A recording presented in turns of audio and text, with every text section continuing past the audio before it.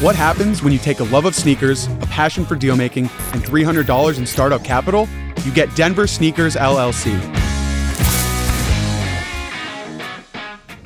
My name is Garrett Eisenman. I'm 16 years old. I just finished my junior year, and I currently run Denver SNKRS LLC as my main business. In this episode of The Hustle, you'll learn how Garrett built his company. How did he do it? By crafting a strong reputation, honing his skills, and managing expenses to keep his business growing. This all started for me when I was about 12 years old, and my dad bought me my first pair of sneakers for $85 to $90, and I just thought that was insane to spend on a pair of sneakers. So I just became fascinated with all these sneakers and why they went for so much money. What's the record for the most expensive pair of shoes ever sold? It's these one-of-one sample Nike Yeezys, which is Kanye West's brand, which sold at auction for over $1.6 million. Denver SNKRS LLC is a sneaker resale company. Garrett buys and then resells sneakers for a profit. It isn't easy because the market for sneakers is very competitive. There are often these sneaker conventions where a lot of these sneaker enthusiasts all meet up to buy, sell, and trade their sneakers. There's often a lot of replica sneakers, which I found how difficult and frustrating it was to purchase these authentic sneakers, make sure you're not getting scammed. From this, I was talking to other sneaker enthusiasts in the Denver area and realized that this was an ongoing problem. So I decided to make my own brand to sell shoes in the Denver area, and it's grown worldwide now.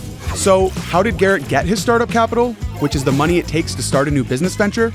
Well, he started by working another job and saving up. I found there was money in almost everything. There's money in candy that people are buying from the school. There's money in the grass outside of your house. I started a summer lawn mowing job to make money when I was 12 years old just to buy sneakers for myself. I first started with $340, and with this $340, I bought 2 shoes, and I made $5 on each of those pairs of shoes. Garrett continued to buy and sell sneakers at conventions, but because he was so young, some people didn't take him very seriously. As they see this 14-year-old kid walking around with $3,000 shoes, they started to get interested, and they're like, how is this kid getting these shoes? Garrett had to build his reputation and the reputation of Denver sneakers. As I started talking to these people, they realized I knew what I was talking about, and they kind of appreciated me more. A lot of people were judging me without even talking to me. Your reputation is the opinion that people in general have about you. In business, your reputation can mean the difference between success and failure. And having a good reputation for honesty and experience can set a person apart from the competition. As I started to begin doing this, it was very difficult to authenticate these for myself, as I haven't seen these sneakers before. So I got scammed for replica sneakers, claiming to be authentic. So I've lost money that way. I've gotten things stolen. So just knowing the market value off the top of your head, I know the market value for almost any shoe. I know how to authenticate them. I know how to value the condition. So as I kind of developed my reputation, then people started walking up to me at all these sneaker conventions that I've never met before. They're like, "You're Garrett, right? You're Garrett." It puts me ahead of a lot of the other people in this industry. So how did Garrett build his reputation? By becoming an expert in shoes. Check this out. All right, Aldo, so I got 2 pairs of shoes here. This is the Air Jordan 1. One pair of these is authentic and one pair of these is a replica. So you can take a look at them and you tell me what you think. These are the real ones. These are the fake ones. Oh. So why? Why are these the fake ones? To me, like, the leather on these felt a little weird. These felt maybe a little bit more worn. One thing that a lot of people look at when authenticating these Jordan 1 models is Nike Air logo is supposed to be sewn into the shoe, and as you can see, they used ink. This is supposed to be reflective, as you can see in the light. This is just white paint. They say the back is shaped like an hourglass. This is all pretty intense, and if you don't have the knowledge like you do, you could get scammed out of a good amount of money.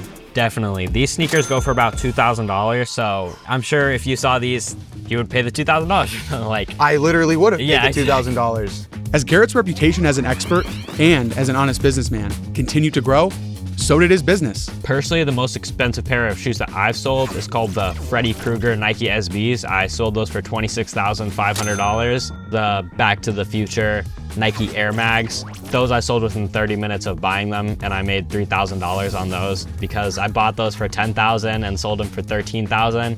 What are some of the other challenges that you face being such a young entrepreneur? There's a lot of things still to this day. I'm trying to make new accounts, new this, that you have to be 18 years old. So I either need my parent to co-sign it or need them to sign me up for it completely. Starting in 2020, we started in about June, and in 9 months from 2020 is when I made my first $50,000 in revenue.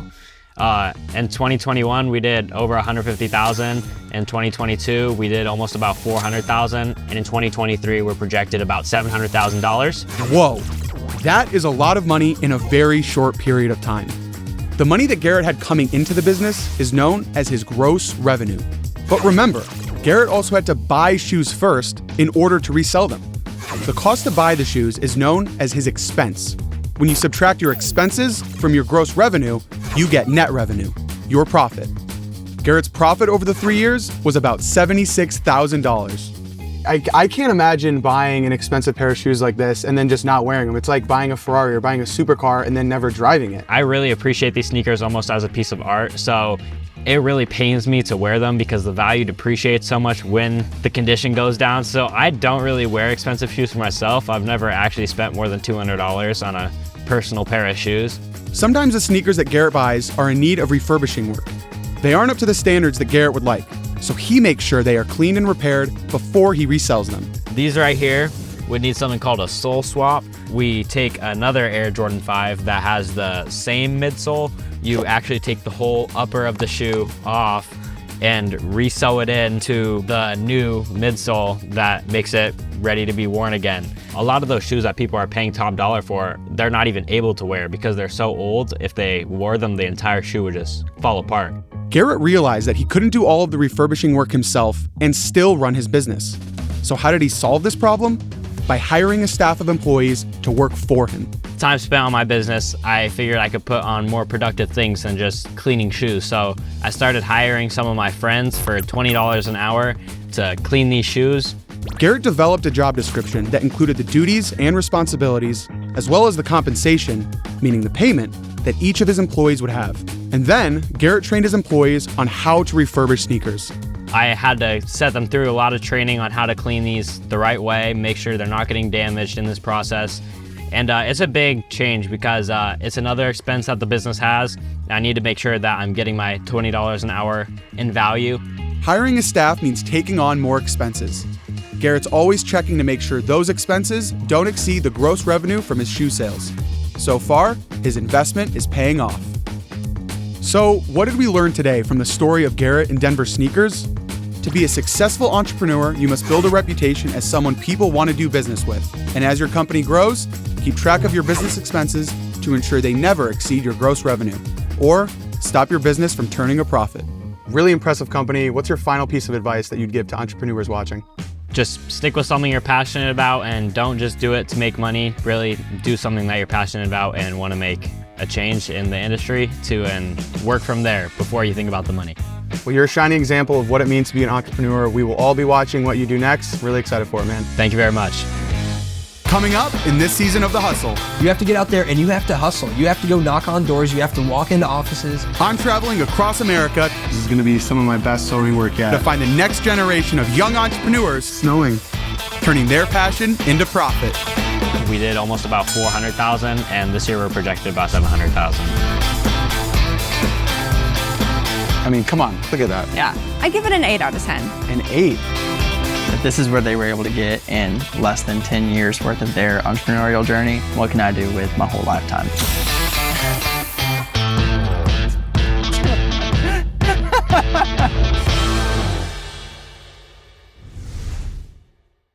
Nothing like this ever happens on a regular job day, but today is just one of those days, I guess.